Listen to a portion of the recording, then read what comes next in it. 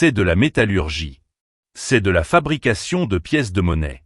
C'est de la fabrication d'armes. Ils ont commencé à construire des royaumes autour des armes, autour de l'argent. Puis il y en a eu un qui était dans l'immobilier. Ils avaient des terres et l'autre avait du bétail. Ils commencèrent donc à bâtir des royaumes. Les descendants de Caïn commencèrent à bâtir des royaumes. Les descendants de Seth commencèrent à bâtir des autels. Et au fait, juste pour vous donner une parenthèse, quelque chose à méditer pendant que vous lisez la Bible, vous remarquerez que chaque fois, sans exception dans la Bible, Dieu s'apprêtait à délivrer son peuple de l'esclavage. Il prenait toujours la personne qui allait être le libérateur et il la plaçait dans le palais avec un roi païen, la faisant souvent sortir de son foyer religieux protégé et de son environnement afin qu'elle puisse apprendre les principes du royaume qui lui donneraient la capacité de conduire le peuple de Dieu vers la liberté. Il l'a fait avec Joseph. Il l'a fait avec Moïse, avec Néhémie, avec Esdra. Il l'a fait avec Daniel, Shadrach, Méshach et Abednego, comme dans toute l'Écriture. Même le roi David, après avoir été oint, a passé des années à fuir Saul. Et ensuite, qu'a-t-il fait? Il travaillait pour le roi des Philistins avant même qu'il ne monte sur le trône d'Israël. Pourquoi? Il a renvoyé son peuple là où se trouvaient les principes pour qu'il les obtienne et qu'il les utilise. La Bible est pleine de vérités auxquelles nous ne pensons jamais parce que nous sommes trop occupés à essayer de les comprendre. Laissons-les nous atteindre. La raison pour laquelle tant de gens mauvais sont ruinés et tant de gens de Dieu, je veux dire, tant de gens mauvais sont riches et tant de gens de Dieu sont ruinés, c'est parce que Satan a donné à ses enfants le pouvoir de construire des royaumes pendant des millénaires et Dieu, Jésus, a essayé de nous donner des clés. Je ne devrais pas utiliser le mot « essayer » parce qu'il n'a pas besoin d'essayer, mais il nous offre les clés du royaume des cieux pour que nous puissions établir son royaume sur terre depuis 2000 ans.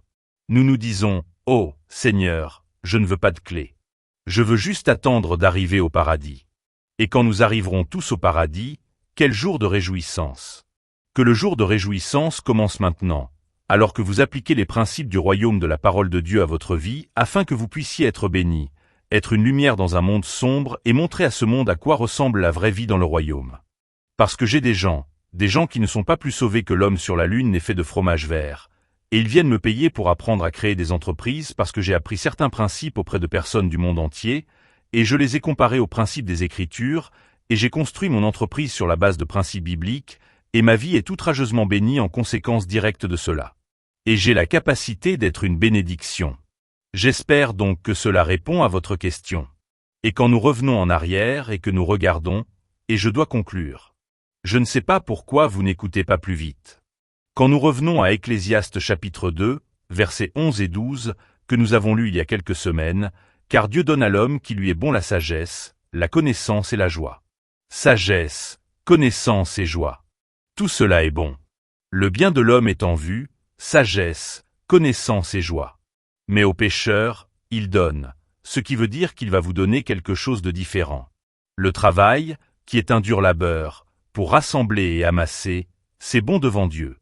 Dieu a utilisé Satan pour donner à son peuple le pouvoir de construire des royaumes afin qu'il puisse les emballer, les empiler et les remettre à ceux qui sont prêts dans leur esprit avec les clés du royaume pour construire le royaume de Dieu sur terre.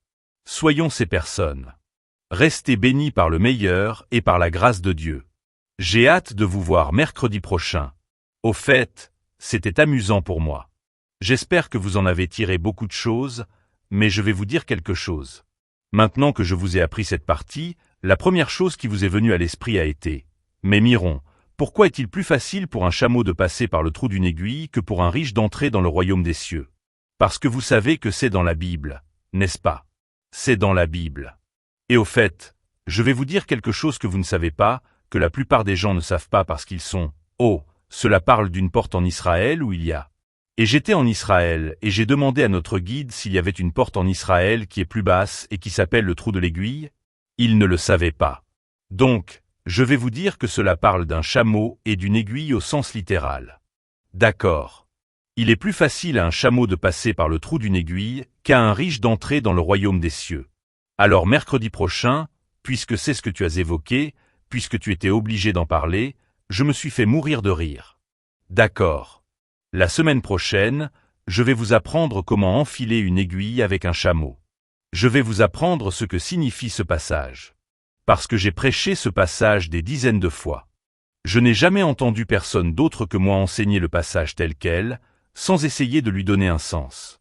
Je vais vous enseigner ce que cela signifie lorsqu'il est dit qu'il est plus facile à un chameau de passer par le trou d'une aiguille qu'à un riche d'entrer dans le royaume des cieux. Vous pouvez donc cesser d'avoir peur de devenir riche parce que cela signifie que vous n'irez pas au paradis. Parce que ce n'est certainement pas de cela dont il est question. Donc la semaine prochaine, vous allez apprendre à enfiler une aiguille avec un chameau. Très bien.